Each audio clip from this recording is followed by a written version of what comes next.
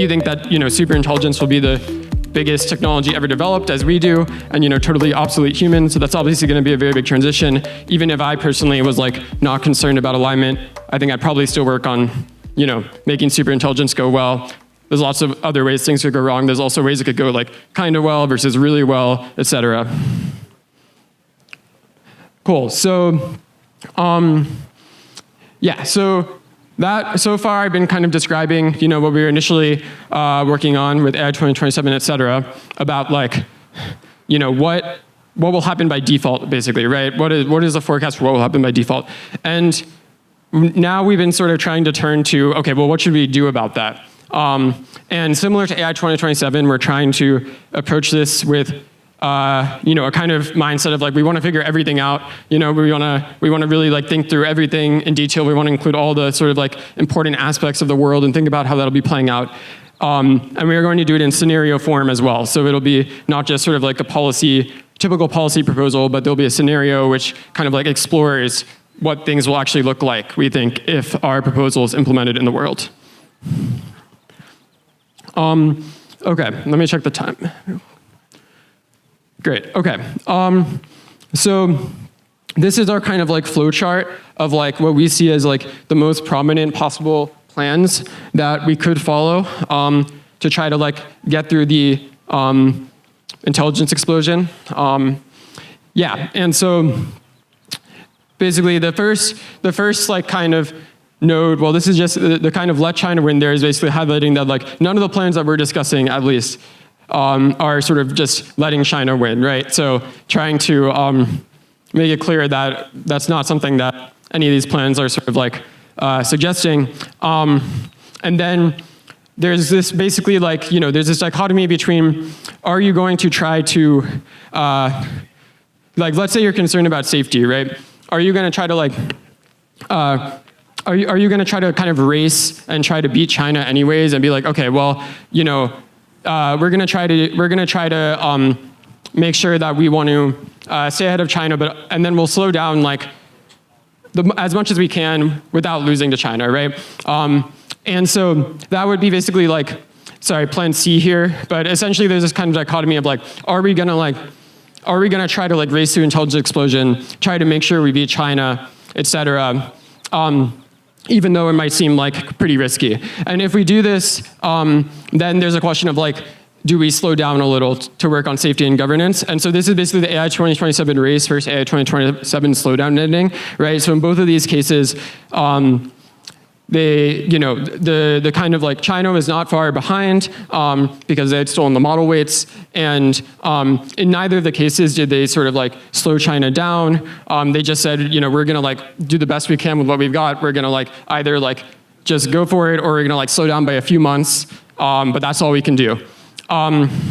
However, if you think that maybe you will need more than a few months, to work on safety in order to make things go well, then there's a question of, okay, well, what should you do about that, right? And then, so plan B is kind of this plan that seems to be put forward in something like situational awareness, where the plan is, okay, well, it would be nice if we could have US-China sort of coordination, but that's never going to happen. It's too intractable. And so what we need to do is we need to slow down China as much as possible. We need to figure out how to sabotage them. We need to make sure that they can't steal not only our model weights, but our algorithms, right? So lock down the AI companies, try to get as big a lead of China over China as we can, without cooperating though, right? By sabotaging, et cetera, and hope that sort of once you do this, you'll have enough of a lead that you can spend it on safety.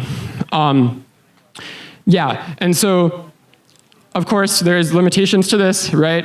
There's also risks, but even just looking at the limitation of how much time you can buy, it might just be hard. It might be hard, especially without resorting to kind of relatively extreme measures. It might be hard, for example, just through cyber attacks, to get more than a year of a lead, or a year of time that you can sort of spend. And so if you want to sort of get a lot more time, then you need to do a deal with China. And so our plan A, is a deal to slow down and to sort of like get transparency into what the other party is doing, to verify that they're not breaking agreements, etc., but not to completely halt, just to kind of like go slower. And so in our scenario, we depict this kind of like takeoff taking roughly about 10 years from 2030 to 2040. However, we're not confident about the exact time it should take, but the overall kind of like thing that we think is that we don't necessarily want an indefinite halt. And we're not necessarily, we think that what we call Plan S is the indefinite halt, kind of the MIRI plan, and we think this is probably better than, the status quo, or we think it's very likely better.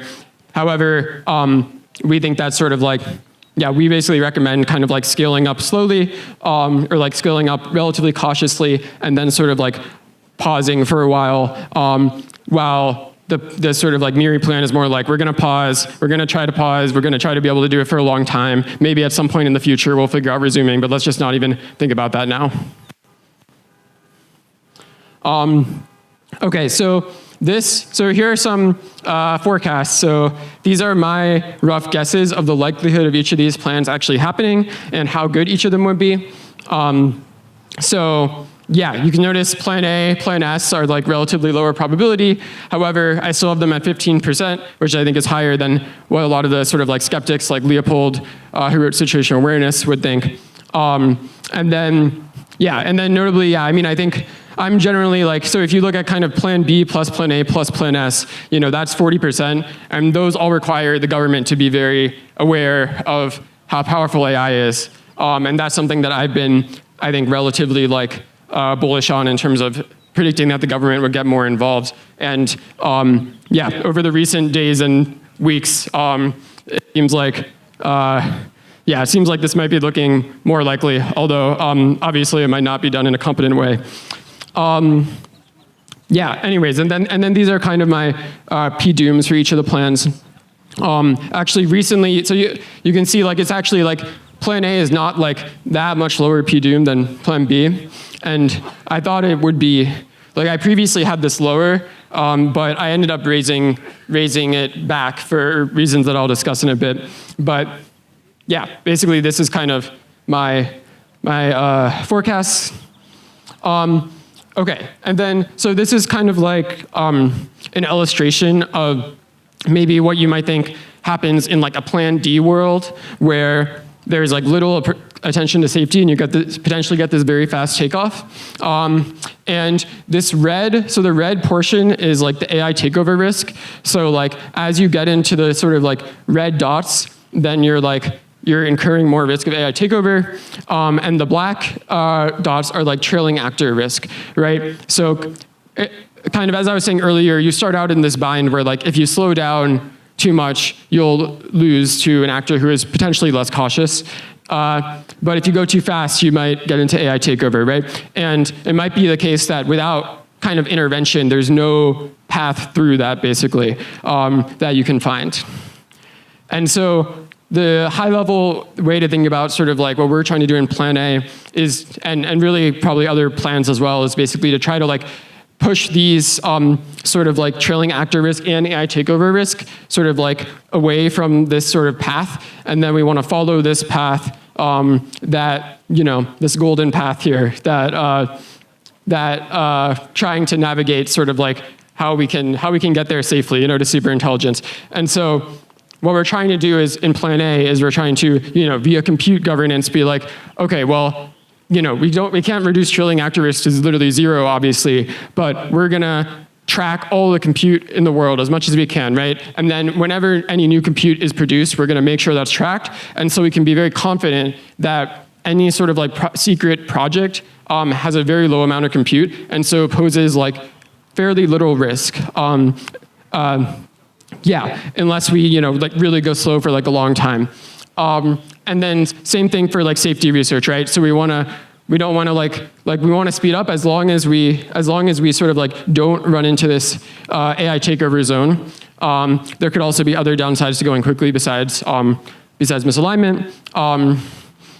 Anyway, so that's basically like the kind of like framework we're thinking about and trying to illustrate how we want to do. And so you can also notice here, so in Plan A, initially, so the deal happens around 2030, and for like roughly 5 years, AIs are being scaled up.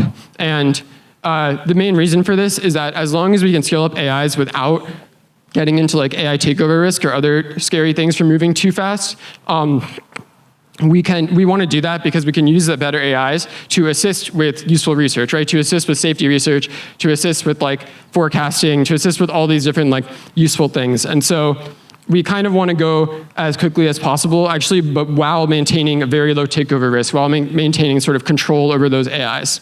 And then near the end, we kind of pause once we're getting to what we call max controllable AI, which is kind of AIs that if we scale beyond that, we'd actually have to rely upon them being aligned, right? So up until that, we can be confident that we have a bunch of like monitoring in place. We're really spending a lot, and we've done a lot of tests, and we're like, even if these AIs were misaligned, they really cannot cause a catastrophe.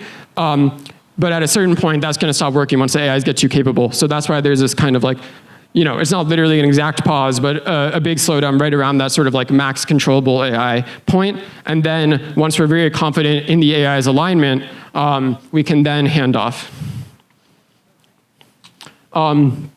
Yeah, and so in terms of thinking about like, sort of like whether to like delay handoff. So by handoff, I mean, handing off to the AIs, right? So being like, in Plan A, so for example, in a Plan D world, it's pretty likely that like at some point the AIs will be very capable, and we'll have effectively handed off to them in the sense that like, they'll be like running all the operations of the company, of the leading company. They'll be like advising the government a bunch. Basically, like they'll be in a position where, like if they were misaligned, then they could basically cause a catastrophe or misalign their successor or some other thing that sort of like puts us on a very likely path to a catastrophe. But this might happen in like these sort of reckless worlds. It might happen without people even knowing that, without people deliberately doing that. So in Plan A, and we think in sort of like plans where we're really trying to get things right, but we want to be very deliberate about this. We don't want to fool ourselves, right? And we do want to hand off to AIs eventually for various reasons. For example, the costs, I think the biggest cost of delaying handoff is that deals will not last forever. We can try to make this sort of like deal between like US and China, this international deal may be very stable and be unlikely to sort of like dissolve. But obviously like, we can't guarantee that, and it might be hard to get risk down to very low, like much lower than, might be hard to get it significantly lower than 1% per year, for example.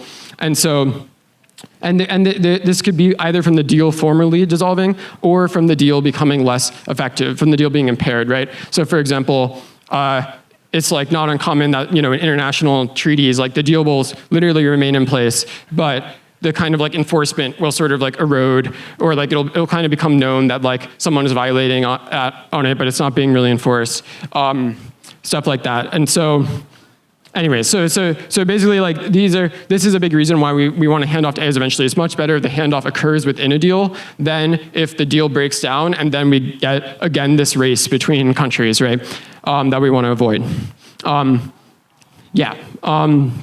Obviously, like another thing that I think is a pretty slam dunk argument, even if you're like skeptical of the deal thing, that we have to hand off eventually, is other X risks, right? So like, again, we can get other X risks down, like for example, biocatastrophes, et cetera, any like misuse type of catastrophe. We can get that down very low, but we can't get it to zero, right? So I think we can debate handoff timing, but our view is that we want to aim off to hand off eventually, and we want to be like constantly trying to figure out exactly when is the best time to do that.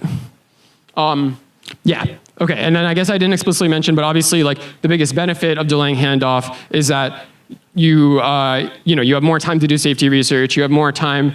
Potentially, you have sort of like more time to navigate the AI transition better in other ways, et cetera. Okay. I'll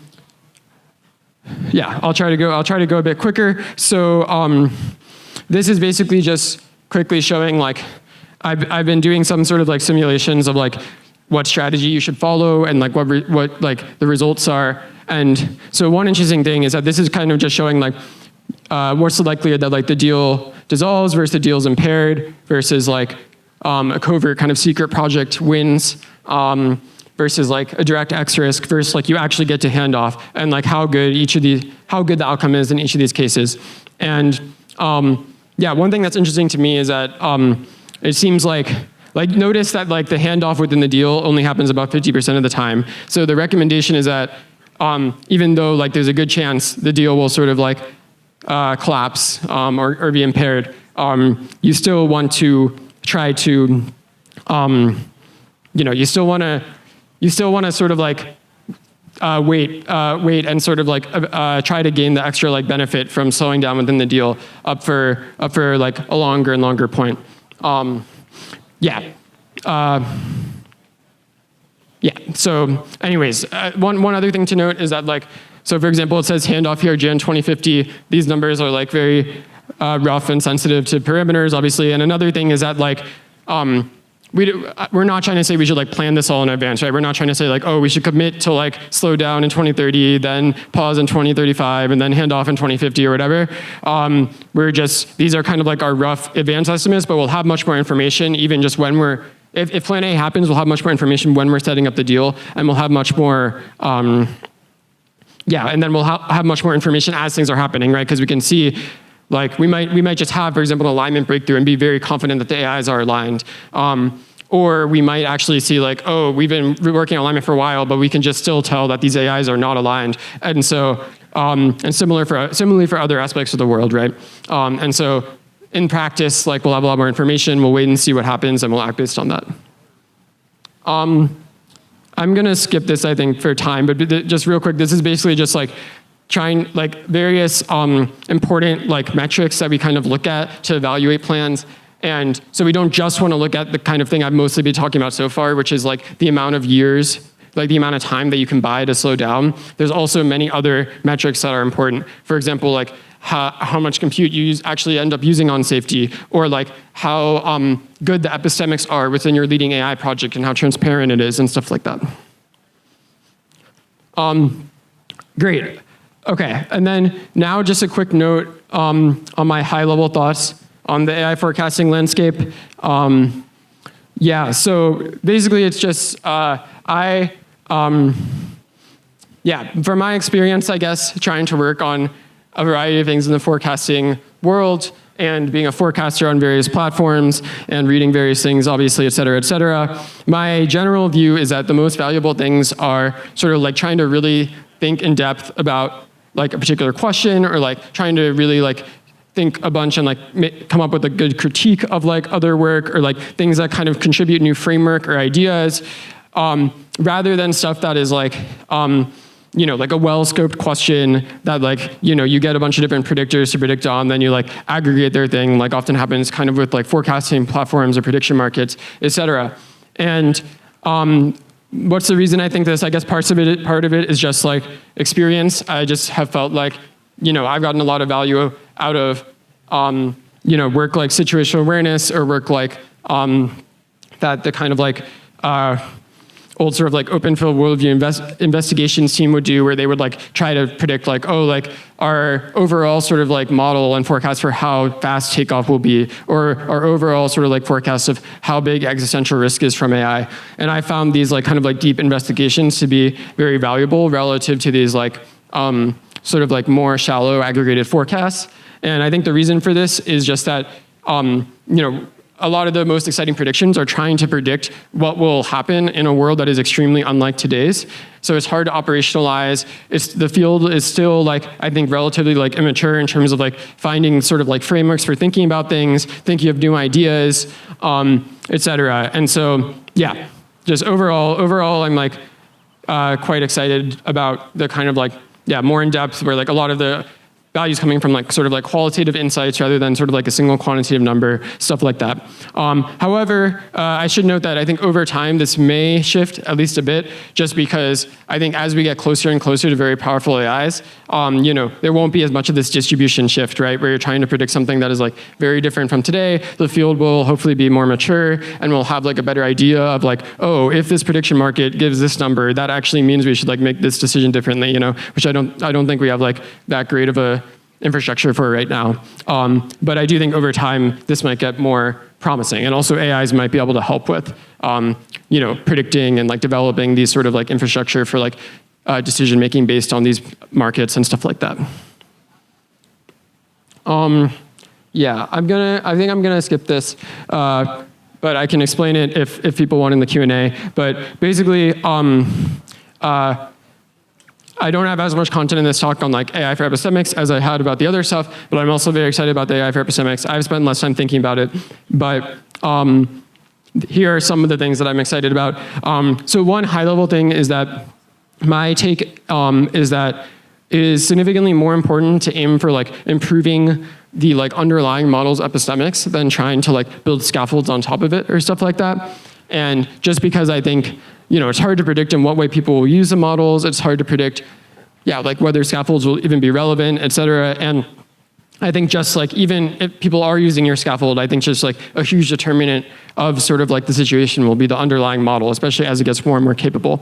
So I think the main thing that I'm most excited about in AI for epistemics are things that try to, that are aimed at making the sort of like foundation models have better epistemics rather than kind of like other things, though I am excited about various other things as well, but just less excited. One thing that I'm very excited about that a few groups are sort of like starting to work on, but it's still very early stage, and I'd be excited for more people to work on it, is evaluations, right? So basically, I mean, my high level thinking is like, what does it look like to be in like a world where we're actually navigating this well?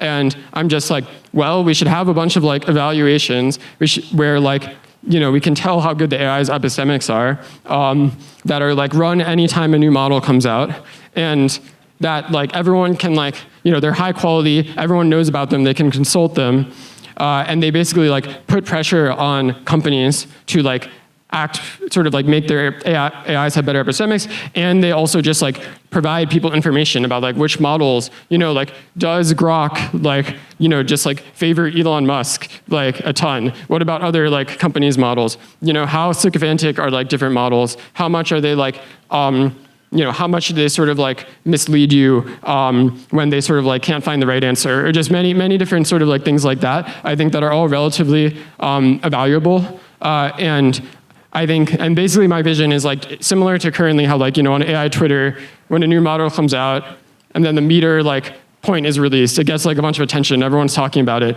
That's what I think should be happening for like epistemics, right? Like I'm like, this is an extremely important capability and like is just so crucial for how the future goes.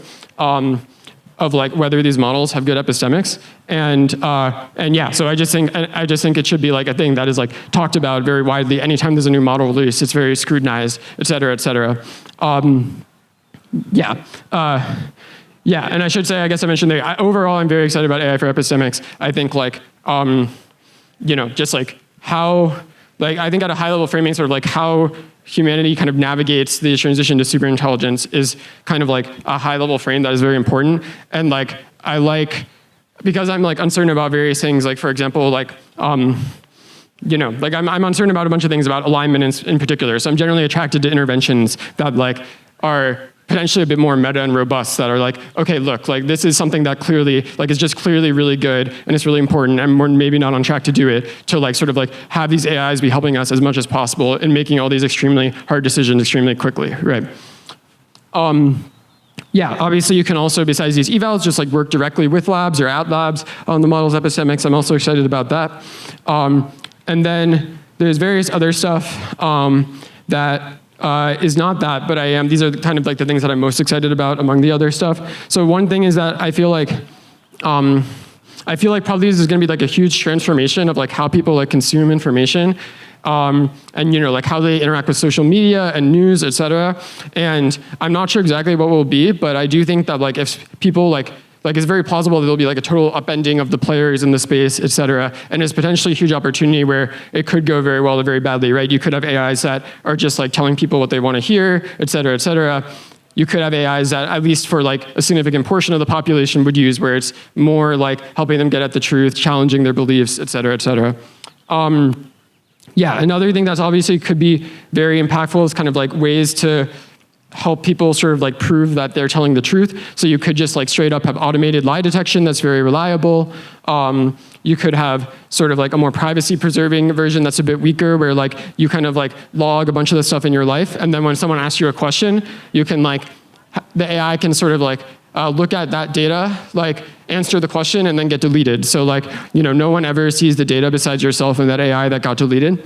And that's something that seems probably more robustly beneficial than the automated lie detection, but also a lower impact. Yeah, and then there's just various other things I'm excited about. Like, I think a lot of like bad decisions are not coming from like rational thought. Obviously, it's coming from emotions, kind of like inhibiting you. And so any like ways you can push towards AIs being better at that, I think is seems very impactful. And then also just like helping like uplift specific kind of like impactful work. Like I've been trying to like push, and I think there's starting to be more of a push, but it's actually surprising, I think, how much kind of like in the AI safety ecosystem, like people are not adopting these AI tools like super quickly or like to their fullest potential. And I feel like we need to get more on the ball on that. Yeah, and then there's a huge kind of thing around like, okay, well, there's going to be like AIs will obviously like be able to generate, as they're getting close to human level and top human level and above, they'll be able to generate very like persuasive, manipulative content. And if there are ways to sort of like use AIs to help defend against this, that could be very good. Great, thank you.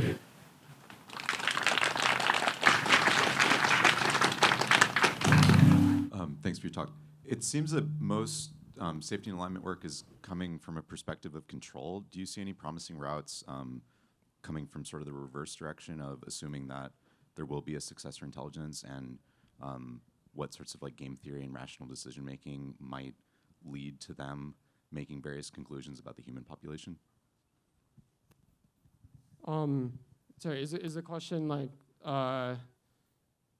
is the question, what if you assume that the AIs will be misaligned, and then what? Is that the question?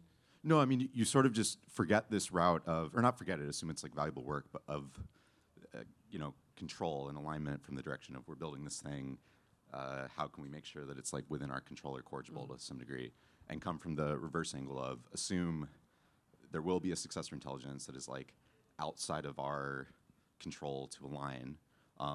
What sorts of decision making are they making about their future, and what sorts of philosophy or reasoning might lead to them then concluding that humans are worthwhile as keeping as pets or experimenting on or breeding, like sort of like, is our entropy valuable, like lack of correlated priors, like this sort of like rationality where when they're confronting how do they get past their Dyson swarm and, avoid lacking frame openness, like these sorts of questions for them, like sort of like coming from this like reverse angle from control.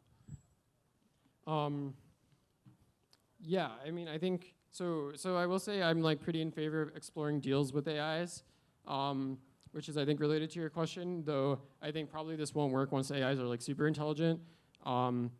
It's more like, I think that it's plausible that there'll be, AIs that aren't yet super intelligent. They can't take over the world, but they have various, we can potentially offer them various things, especially if they kind of like myopic goals or something like that, scope sensitive goals.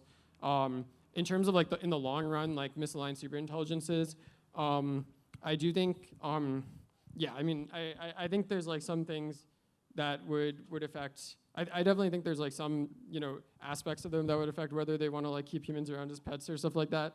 I'm not sure how much like control we would have over those if they ended up being misaligned. I am personally, I'll flag that I'm interested in like interventions around like acausal decision theory here, and I think they could be, I think those are generally important, including when the AIs are aligned. But I think probably I won't try to explain all that right now, but yeah.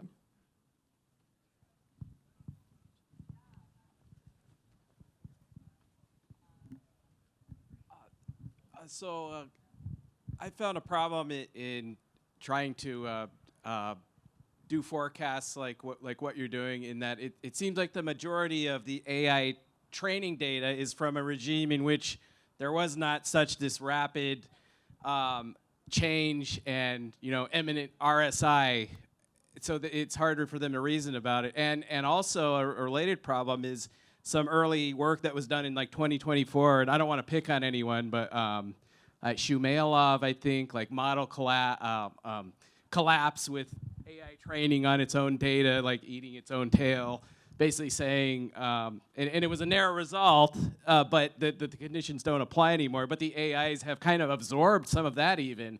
And have you had any problems like that? Or? Yeah, I mean, I haven't yet found the AIs generally useful for like conceptual thinking type things. I have tried to use them a bit, but not like a super large amount.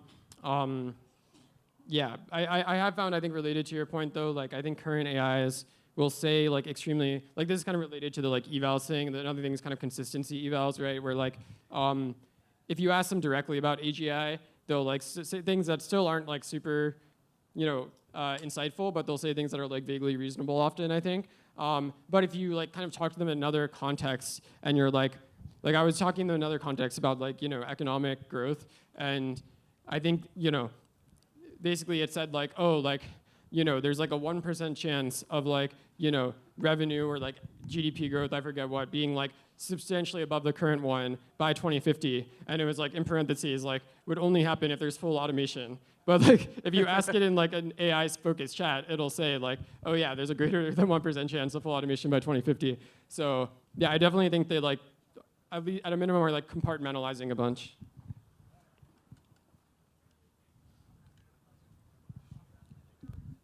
I was surprised how high the PDUM was for the Miri scenario where we shut it all down. I'm curious, is that like because you think we wouldn't succeed in shutting it down? Or are you saying even conditional on the plan going and shutting everything down, there's just a 30% chance of doom?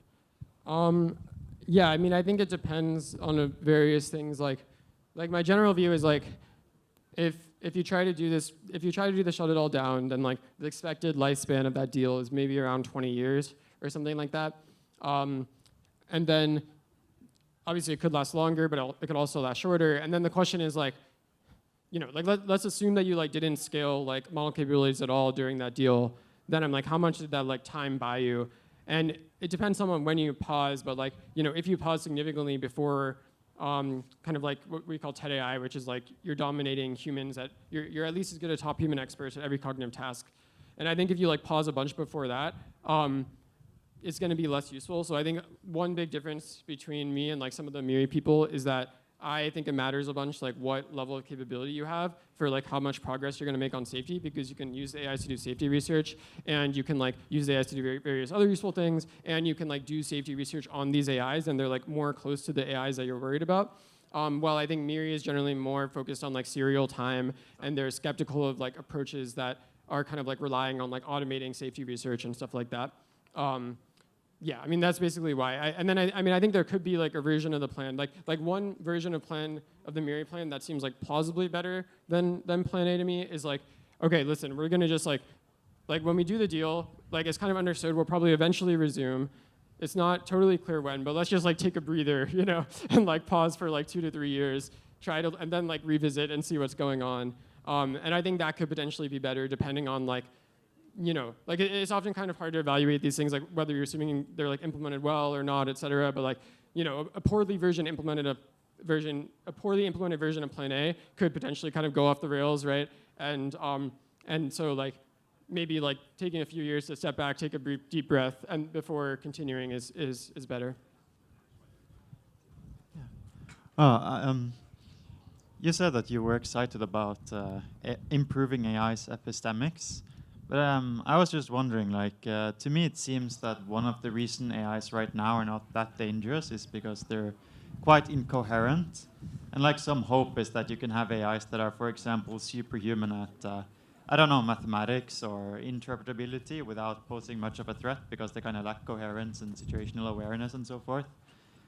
I feel like improving AI's epistemics would increase that kind of danger and make that kind of hopeful narrative less plausible. What do you think about that?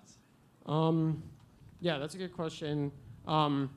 So one thing I would say is that to the extent you can separate out like capabilities versus propensities, like improving the AI's propensities is more robustly good. And what I mean by that is something like, it's a bit like hand wavy, but it's something like, well, like a situation that I'm really worried about is that the AIs like have a really good word model in their head, right? Like they know like what the truth is, but like they've been incentivized by the training process, et cetera, to like not give the right answer, right?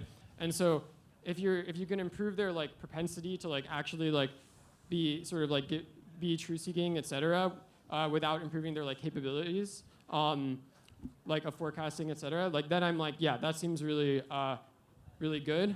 And I think this is like a very plausible story that this will happen, where the AI is like, sort of like the epistemics level that we can elicit from them is like much lower than their actual level. In terms of capabilities, I'm definitely less confident it's good, but I think my overall attitude is just like, yeah, I don't know. It seems like one of the most beneficial capabilities to promote. I also think that like one failure mode that you might be worried about is that like, you know, the AIs are like not that great at these like really tricky epistemics or conceptual reasoning, and so like they actually think that they've aligned the next generation of AI, but they haven't. And like this type of failure mode becomes less likely if they're like also good at the conceptual reasoning. But yeah, I do agree. Obviously, like pushing. I mean, epistemics is a broad enough like capability that like, you know, pushing it will have some like negative effects. How do you think about the trade-off between verifiability and sort of getting more? I'm in the back. How do you think about the verifiability, getting more information? Like with compute governance, if you're monitoring where every chip is in the world, you suddenly have a lot more like power over. You have more information as to what's happening, but then you also concentrate power in the hands of the people who are able to monitor that. So when thinking about these scenarios, how are you weighing those trade-offs? Yeah. So in Plan A, actually concentration of power is massively decreased because there's tons of different, there's kind of like effectively a capability cap, and there's a ton of different companies across a ton of different countries, which all sort of like are all at like similar like capability levels. And so like the power, like I think the power that matters the most as you transition a world to superintelligence is like who has control over the superintelligences. And because it's such like going to be like it's also going to be very publicly transparent. Basically, there'll be a ton of actors who have input and visibility, and basically everyone will have input and visibility into like what the AI's goals are and how they're being trained in Plan A, which I didn't go into too much. But yeah, in terms of the like tracking chips and stuff, yeah. So part of the hope here is that like we don't think you're going to need to be going like knocking on everyone's door, you know, to like get their like GPUs or whatever. Like we think that like while just looking at like trying to like track down like, you know, all the chips based on like auditing where they were sold, and like only the you know, performant GPUs, not like old, you know, like non-AI relevant compute. We think you can do that without doing like a bunch of like invasive surveillance basically. And then once the deal starts, then like it seems very feasible to just like have like, you know, US, China, maybe other countries like representatives just tracking all the chip production, where it's going, et cetera. And so like you don't like basically if you gather up most of the pre-deal compute, then it's very like you don't need to do like a bunch of surveillance to like track the post-deal compute. So they're all going into like, in our plan at least, they're all going into like data centers that like everyone knows where they are. They're very closely monitored. I'm also interested in over here, in the balance of benefits and costs of improving AI epistemics. I mean, in some sense, forecasting is a very general intelligence capability, and I'm wondering whether you think that training AI super forecasters is just always good, or whether there are certain things that we should try to forecast them more, like to train them more on, such as forecasting international relationships or forecasting the success of potential AI safety interventions or something like that? Or do you just think there's a boundary between things we should and should not do? Yeah, I mean, I think similar to what I said before, I think propensities, like focusing on propensities over capabilities is important. I think that, like, I guess if you look, like, I'm not sure I was like, I think when I say improve model epistemics, I don't necessarily mean I agree that as you broaden forecast, it becomes more and more general capabilities. So you might want to like target like very specific things, or like relatively specific things. I think that, I guess I think that like trying to, I mean, I guess like you can treat it somewhat on an intervention by intervention basis. Like I do think also like like in some sense, like trying to elicit like models like. I guess it's related to what I said about propensities, but I think if you're doing the propensities work, then it's like very related to just like alignment research. I think working on forecasting, like I think it's more robust to like try to improve forecasting of like people you think, specifically actors you think are like doing important work, right? And then I think that a lot of these like other things I suggested are like, like there's also a lot of things that don't involve like, training a model to be good at forecasting, right? So there's other things that I think are more propensity loaded that we were talking about with potentially like consistency, sequency, et cetera. And then there's also like these other things are more like the non-model epistemics are more about like shaping the context in which it's used. A lot of them, right? Like shaping like how it's used in like social media, news, et cetera, rather than like improving the model's capabilities. I don't know. I guess the overall answer is like just similar. I think of like if you're focusing on propensities over capabilities, that's really good. If you're focusing on capabilities, maybe like it's more robust to target the like impactful actors. Otherwise, like I'm not sure. It probably depends on like it might depend on the specifics of what you're doing.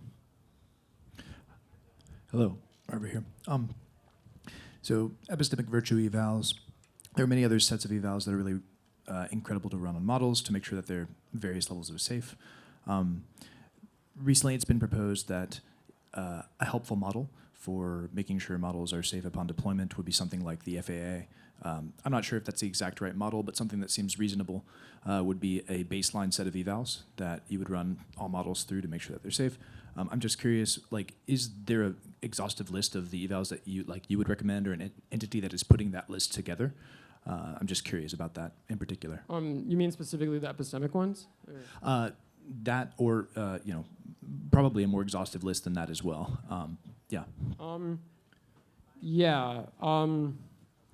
So, I guess in general, I'm like, well, a few thoughts here. I guess in terms of the like evals, on the epistemic evals, I mean, I have some ideas. I basically have alluded to a bunch of them, like sequency, creator bias, like consistency, et cetera, like calibration maybe.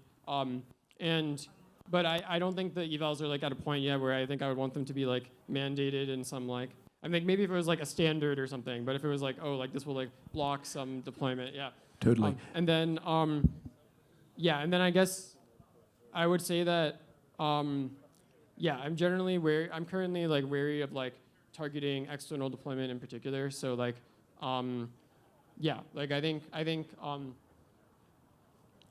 I would hope that like basically like I hope that like you want to have the ability to pause like AI development and internal deployment, not external deployment, because like if you like in AI 2027, like part of the issue was that there is this like internal deployment was like 6 months